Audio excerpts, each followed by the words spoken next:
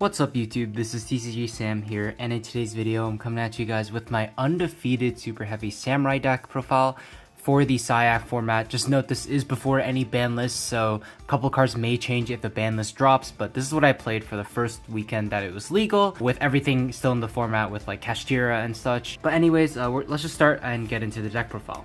So starting things off with 3 Wakashi, 2 Benkei for the starters. Of course, you want to play 3 of this, your best starter. This, I think you have to play 2, just so if you draw one, like your combo pieces are still able to function in Wakashi.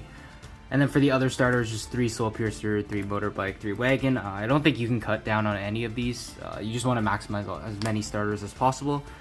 And then I decided to play 3 copies of Soul Peacemaker, so I know this is like the least standard out of everything in my deck.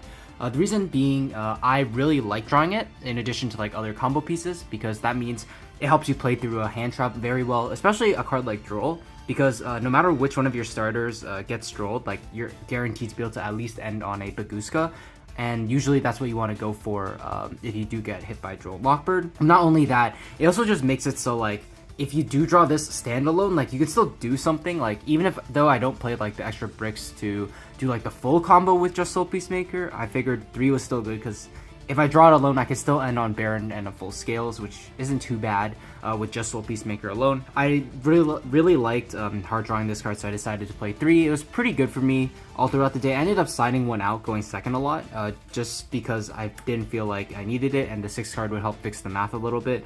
But technically now you have like 15 quote-unquote starters, even though Soul Peacemaker isn't like the best starter. For the miscellaneous super heavy samurais, 1 Soul Gaia, 1 Stealthy, and 1 Scale. So like these are all pretty standard. I don't play Soul Claw or Soul Beads. I did cut the that one for the 3rd copy of Soul Peacemaker. You can put it back into the deck if you want, but I didn't feel like it came up today where I needed that extra extender that was a soul monster.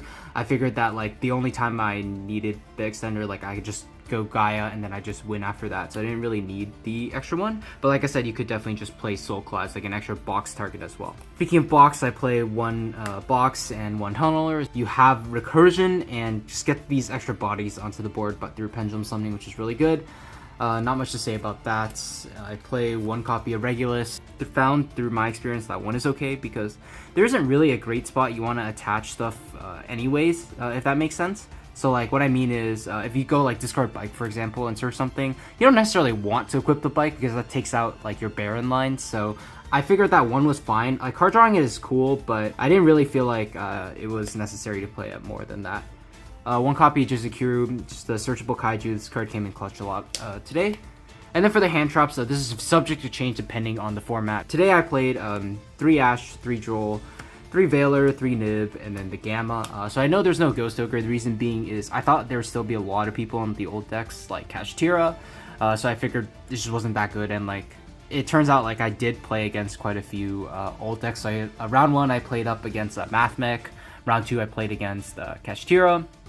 Round 3 I played against Runic Sprite, and then round 4 finally I played against Pearly. Ogre just wouldn't really have come up anyways. But in the future, like I definitely just consider like cutting the Nibiru for Ogre or something, or like even just cutting the Ash for the Ogre, just to keep like as high impact hand traps as possible. But yeah, this is pretty standard. Just 16 hand traps. You are playing a 1-card combo deck, so you have room for all of them.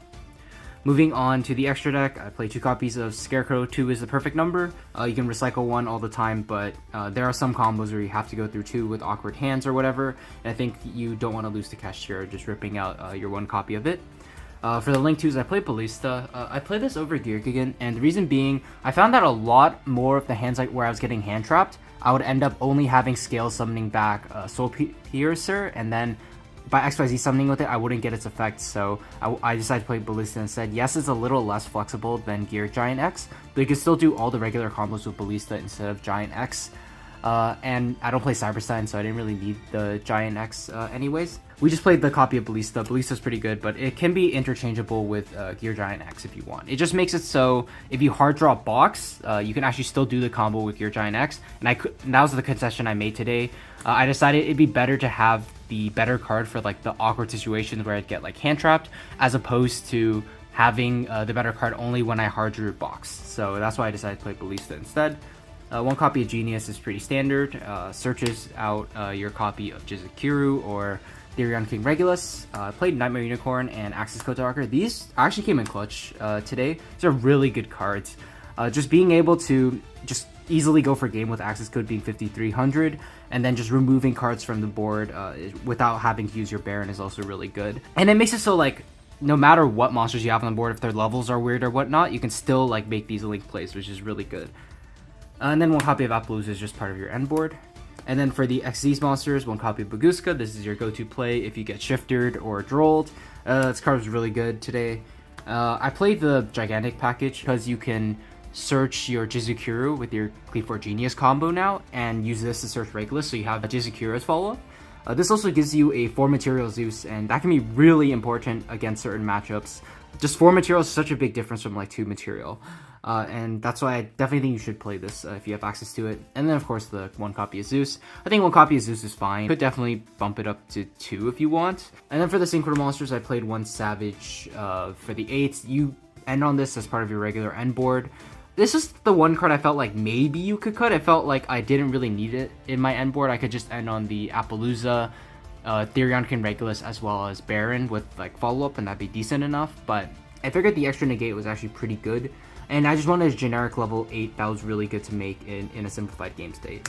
I did play the Super Heavy Samurai Sarutobi. Sarutobi is also really great. I think you do have to play him because there are going to be times where you need to use Wakoshi effect on the field, and then this is the one you go into. It also helps you win in time as well if you do need to do that, so you don't have to side dumb cards like Dogwood. And then 1 copy of Vixel and 1 copy of Flare. That's it for the extra deck. I can quickly show my side deck, but this is definitely just subject to change and isn't necessarily optimal. But I was siding the Skull Druid and the Spell Canceller for going first. This is just makes it so you don't lose to Dark Ruler, and it's just the auto win against a deck like Pearly. I played 1 copy of Pankratops. It's a great going second card. You could even side it in going first if you want, because you can Pendulum Summon it. I don't play Fenrir, so this is sort of like that Fenrir card. 3 copies of Archfiend Eccentric. This card is definitely necessary. People are definitely playing Formpel 5 Rainbow Magician, and you just have to out it using this. Otherwise, you're just going to lose to cheese cards like that. I played 2 Kurikara and 1 Humongous. It's supposed to be 3 Kurikara, but I didn't get my 3rd one in time. But looking back, I think today the Kaijus would have just been a lot better, only because I didn't play against like Pearly or like any of the new decks. If a banlist comes out and like Hashira, for example, isn't that good anymore, or like all the old decks get hit, then yeah, I'd probably just play 3 Kurikara, just because it's so good into Pearly. You just got the big body on your side of the board instead of giving it to them, which is really nice. But if you don't have Kurikaras, like a budget option is definitely Kaijus. Kaijus are really good. Decided to play 3 copies of Bell and 3 copies of Crow. So this is for the branded matchup and the Mathmech matchup. Specifically at the locals I go to, there's quite a bit of them. But I also didn't want to lose to cheese like Gimmick Puppet Lock. So I just wanted to respect it as much as possible and use this. Because otherwise, like, it doesn't really matter if branded sets up a board, but you really just can't beat the Gimmick Puppet Lock. So you need cards like this. It's also great against Mathmech too. Mathmech can be a scary deck because it can play a lot of those hand traps, and if it sees it can just OTK you the next turn. So I figured these were pretty good for that. You could play Bystials instead, but I don't have them, so this is what I ended up playing instead.